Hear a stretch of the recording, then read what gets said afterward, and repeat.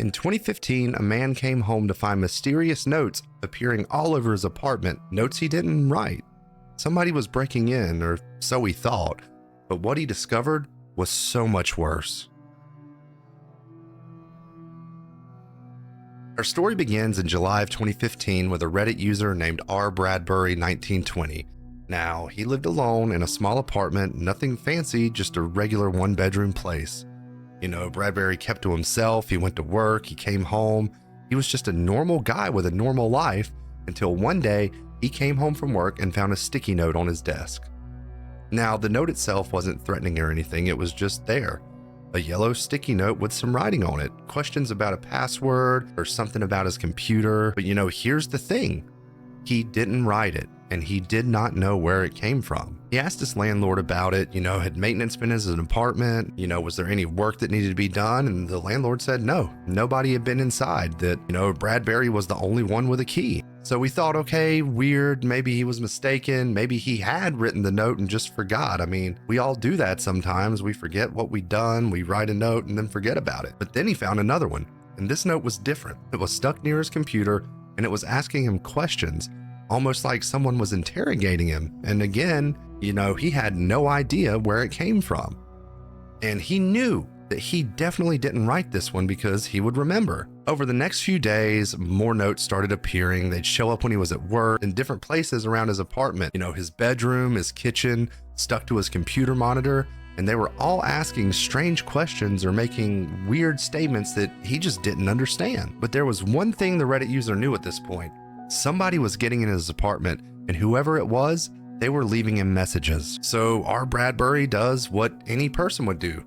He starts investigating everything. He checks his locks, everything looks fine. There's no scratches, no signs of entry. The deadbolts work perfectly fine. He checked all of his windows, they were locked, nothing seemed disturbed, like somebody had tried to push them up. But the notes kept appearing, and at this point, he's frustrated. He goes, he checks his mail, and he sees a note from his landlord for this month's rent.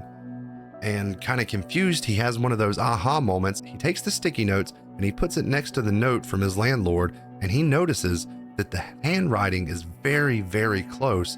And at this point, he thinks that it is his landlord, that he was lying before, and that his landlord's just doing this to mess with him because he was late on the rent, because he just didn't like him, or something that was going on, but he was sure it was his landlord. So he goes back to his landlord, and he's mad this time, and he says, "Are you sure nobody has a key? Are you sure maintenance hasn't been in there? And are you sure it's not you? Because this handwriting looks just like the ones on the notes." And now at this point, the landlord gets defensive, and he says, "I told you nobody's been in your apartment. You're the only one with access." So Bradbury starts asking the neighbors, "Have you seen anyone suspicious? Anyone hanging around the door, going in the apartment?" Nothing. Nobody's seen anything unusual. But yet every day when he comes home from work, there's a new note, sometimes two, and sometimes they're in places he's already checked, like whoever's doing this knows he's looking for him, like they're taunting him. So he starts noticing other things too, small little things like objects weren't quite where he left them, a cup moved from one side of his counter to the other, his laptop would be open when he had sure he had closed it, papers shuffled around his desk. And at this point, Bradbury says, somebody's not just leaving notes, they're going through my things, they're touching his belongings, and the worst part is they're doing it in the day when he's at work. It's like they know his schedule, they're watching him. And at this point, he starts to feel paranoid. He can't focus at work because he's constantly wondering what he's going to find next time he comes home. He's exhausted, he's not sleeping well, he's getting headaches, and just the stress of knowing somebody is invading his personal space is eating at him. So now it's July, and Bradbury decides he needs help, legal help. So, he goes to Reddit and posts specifically to r/legal advice with a straightforward question. My landlord or neighbors are entering my apartment while I'm not there. Now, in this post, he explains everything. The notes, the moved objects, the fact that his landlord denies anyone else has the keys, and he wants to know his options. Can he break his lease? Can he install cameras without permission? He just wants to know what his rights are here.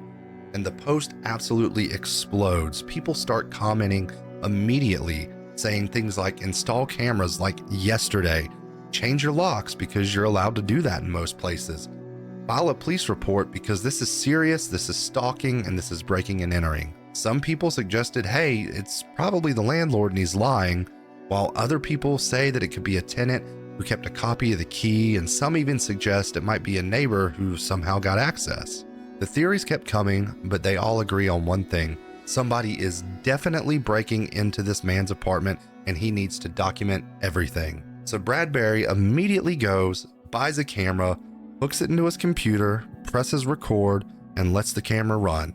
And he's thinking this time he's going to go to sleep, or he's going to be at work, and he's going to come home, look at the camera, and he's going to see exactly who has been doing this. But there was only one problem.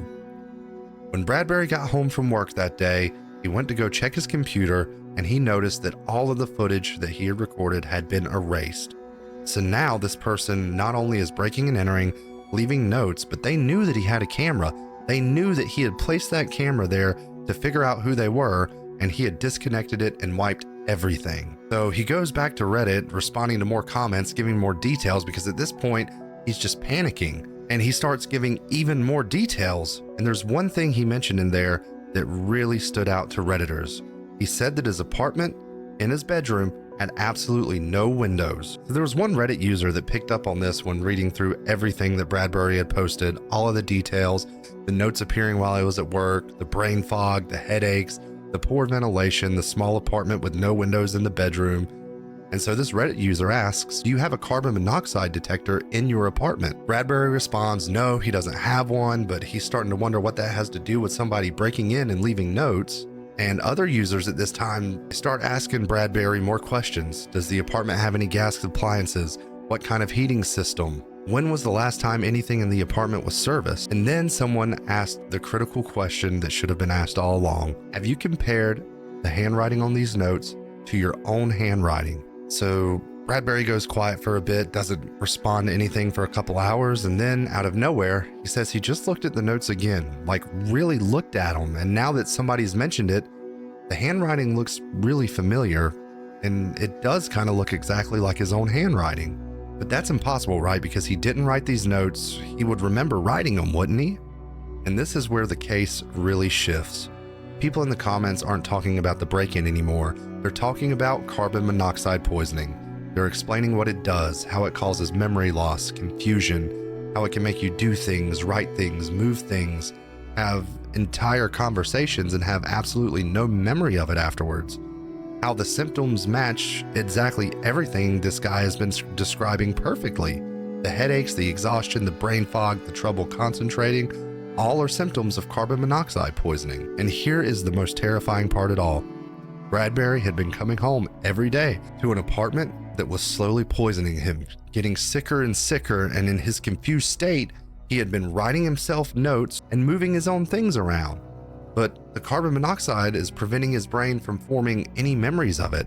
So the next day, he would come home and find evidence of things with no memory of doing them. So finally, the Reddit user takes the advice, he leaves his apartment, and he buys a carbon monoxide detector. When he goes back to test his apartment, the detector goes off immediately. The carbon monoxide levels are dangerously high enough to kill him if he had stayed there much longer. So he contacts his landlord in a panic. There's something wrong with the building. Something's leaking carbon monoxide into the apartment. Turns out there was a serious problem with the heating system in the building, a problem that had been filling Bradbury's small, poorly ventilated apartment with carbon monoxide day after day, week after week. And because the symptoms developed gradually, he didn't even realize what was happening. He just thought he was stressed, tired, not sleeping well, and he was just full-blown anxiety mode from thinking somebody was breaking into his apartment. But his brain was literally being starved of oxygen. And in that confused, poisonous state, he was the one breaking into his own apartment in a sense. He was writing the notes, moving the objects, but the carbon monoxide was destroying his ability to form any memories about what had happened. So every day, he'd go to work, the levels at his apartment would drop slightly, he'd come home feeling a bit cleaner, and then he'd find the evidence of the things he had done the day before with absolutely no memory of doing them. It was like his brain was trying to communicate something, trying to tell him something was wrong, but the very thing that was wrong was preventing him from understanding his own warnings. I mean, just think about how terrifying that is. You're trying to solve a mystery, and you yourself are the mystery. You're looking for an intruder, and you are that intruder, and you have no idea. Bradbury updated the Reddit thread to confirm what had happened, and he thanked everyone who commented because that one comment, the one question about carbon monoxide, saved his life. If he would have kept living in that apartment and kept breathing in those fumes day after day, he very likely would have died. Maybe in his sleep. Maybe he would have just never woken up one morning. The story went viral, news outlets picked up on it, and it's become one of the most famous Reddit posts of all time. A reminder that sometimes the scariest stories aren't the ones about ghosts and goblins. The scariest stories are the ones where you're your own worst enemy without even knowing it. Bradbury got medical treatment, the landlord fixed the heating system, and he installed multiple carbon monoxide detectors throughout his entire apartment. And he lived to tell the tale because a stranger on the internet made a connection that nobody else had. Thank you so much for watching. If you enjoyed the video, make sure to hit the like button, subscribe, turn on notifications, comment down below what you want me to talk about next.